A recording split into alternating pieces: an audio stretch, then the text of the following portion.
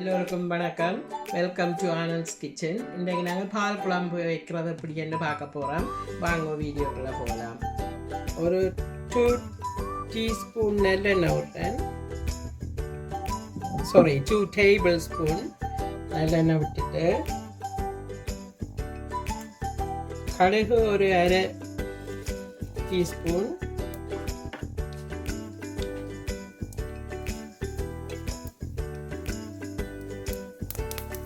கடுகு வடிச்சிட்டு இப்போ இதில் ஒரு அரை டீஸ்பூன் பெருஞ்சீரகம் போடுறேன்.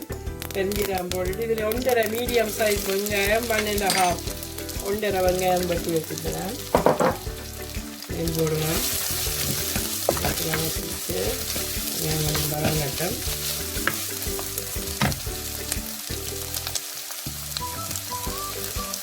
இது பால் குழம்பு பிள்ளைகளுக்கும் பிடிக்கும்.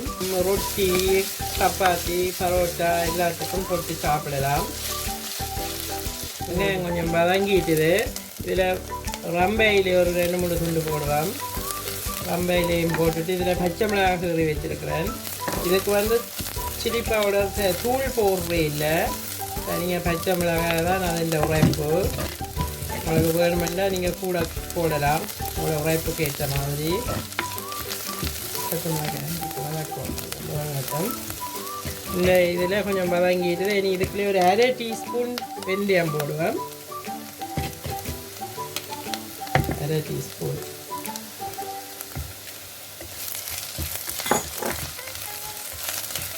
வெந்தயம் அந்த ஃப்ளேவருக்கு கணக்க போடுறது. இது வெந்தய குழம்பு அது மாதிரி.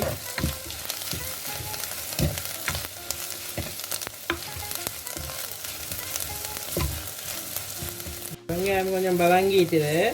இனி காணும். இது கோல்டன் ப்ரௌனாக பொன்றாமல் வதங்க விடுறே இல்லை. இப்படி ஒரு முக்கால்வாசி வதங்கினா ஓகே. இதுக்குள்ள இனி மஞ்சள் தூள் போடுவோம். மஞ்சள் தூள் ஒரு அரை டீஸ்பூன். அரை டீஸ்பூன் மஞ்சள் தூள் போட்டுட்டு இதில் 2 table spoon coriander powder. 2 table spoon coriander powder போட்டுட்டு இதில் சின்ன தக்காளி, செரி டொமேட்டோ 5 செரி டொமேட்டோ. நீங்கள் பெரிய தக்காளி எல்லாம் 2 போடலாம். இது எல்லாரும் உங்களுக்கு இருக்கிற மாதிரி.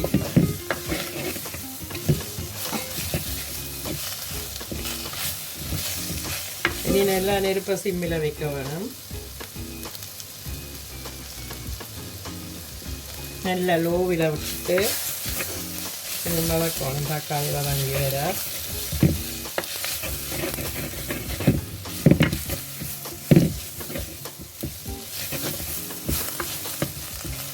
காணும். இதில் பால் 300 ml எடுத்துருக்குது. பாலை விடுவோம். 300 ml கோகோனட் மில்க், தேங்காய் பால்.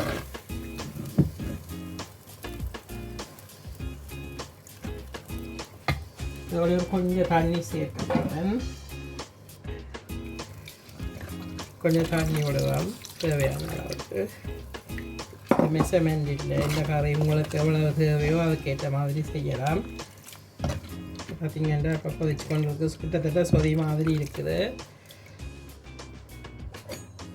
பார்த்திங்கன்னா பால் எல்லாம் விட்டு இப்போ தான் மெல்லிய நெருப்பில் தான் விட்டு நான் குறைச்சி.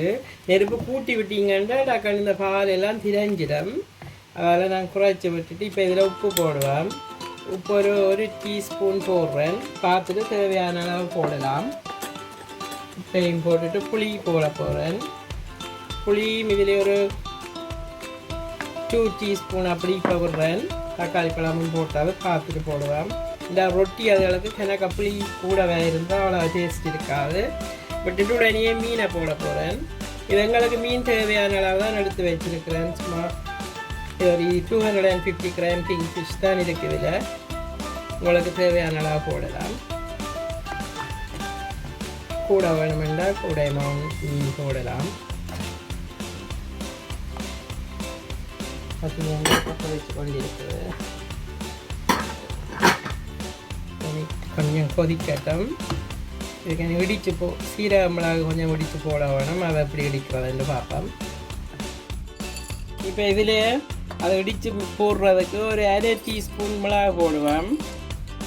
1/2 டீஸ்பூன் மிளகு நான் கொஞ்சம் வெள்ளவடியாக அதுக்கேற்ற மாதிரி போடுறேன். 1/2 டீஸ்பூன் மிளகும் 1/2 டீஸ்பூன் சின்ன சீரகமும் போடுறேன். அந்த ஃப்ளேவருக்கு சின்ன சீரகம் போட்டு கொஞ்சம் இடிச்சிட்டு உள்ளி போடுவேன். ஓகே இருக்கும் பருப்புகளை குத்துற மாதிரி டேஸ்ட்டாக குழம்பெல்லாம் கொதிச்சுட்டுது. இப்போ முதல் மெல்லிய நெருப்பில் குறைச்சி விட்டுனேன். நெருப்பு கொதித்து வந்துட்டுது. இப்போ இதுக்குள்ளே இடித்ததை போடுவோம். இடித்ததை வந்து நல்லா பேஸ்ட்டாக இடிக்காமல் கொஞ்சம் குறவரண்டு தான் இடிக்கணும். இடிச்சுட்டு கருவேப்பிலையும் போடுவோம். கருவேப்பிலை கிழித்து போட்டிங்கன்னா நல்லா ஃப்ளேவர் வரும். போட்டாச்சு. கருவேப்பிலையும்